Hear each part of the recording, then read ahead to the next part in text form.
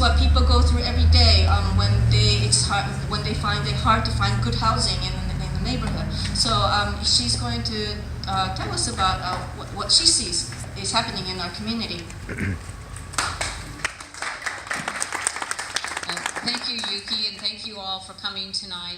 So I know that there's been some trepidation amongst some folks about the idea of having these accessory dwelling units, but in a way that the way that Yuki has done it, it is a way that complies with ordinances and codes. In a way, it's a more controlled situation than, we have a lot of people who just, because of the housing situation, they just have people living in their garages, or they have people living in the back in a shed, and all this. And this is a way that's fully sanctioned, that can be fully permitted and add value to your home to allow more living space. And one of the things that the mayor was referring to, one of the issues that we also have, and I live in this neighborhood also, and I've lived in this neighborhood since I was 9 years old, is that I still have some of the neighbors that were here when my parents bought their home, and then I became the subsequent owner.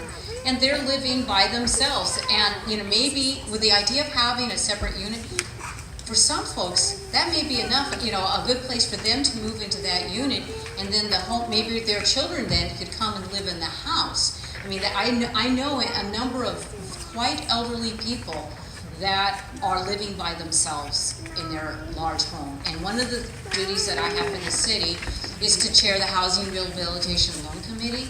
And what we find, most of the people who come to apply for that help from the city, which is like a loan that you do not have to pay off, most of the time it's paid off after the person is deceased, not till the home sells, is we have a lot of seniors who are not really able to keep their homes up anymore.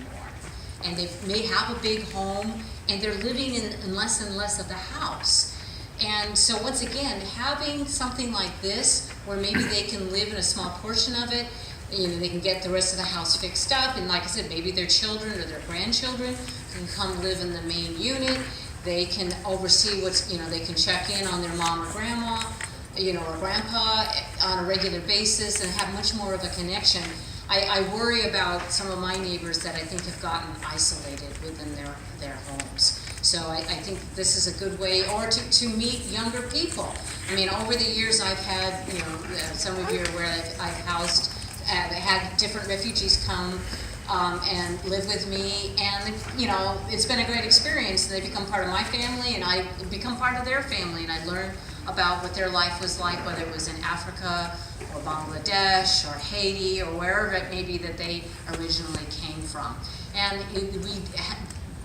Santa Clara did allow accessory dwelling units, but part of this, that some of the other changes have been mandated by state law. Senator Wajkowski, who does represent us, got through last year a change in the ADU laws so that it is much easier to get it approved. There are still some flexibilities that cities have. So in Santa Clara, the size lot that you can have and have an ADU has decreased.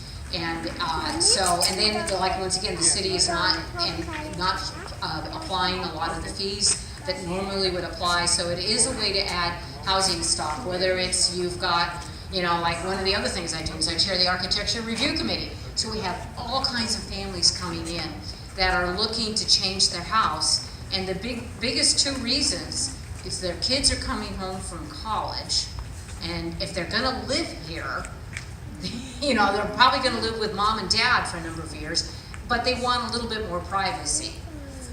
So that's like one of the reasons. And the second one is their parents are coming to live with them. And one couple that lives over here on Kylie that came in, and I was like, what's going on here?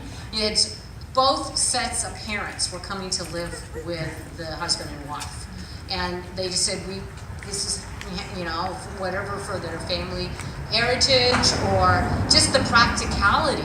That's happening more and more. So by having standard set procedures and the city trying to facilitate this a little bit, we can make it easier, particularly for those family situations, or to offer housing to a new professor that's coming to Santa Clara U, or any number of situations like that. So I again thank you for showing interest, and I know it's a change in mentality, but you know, this valley has changed a lot. I mean, those of us who talk about the orchards being gone, I say, well, you know, if they didn't cut down the orchards, none of these houses would be here.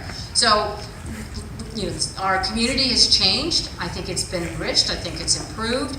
And we just have to make sure that we're doing it in a way that makes sense and it will create a better community. And I think by doing things like that, it will be a better community rather than kind of having some of the hodgepodge that we have going on now.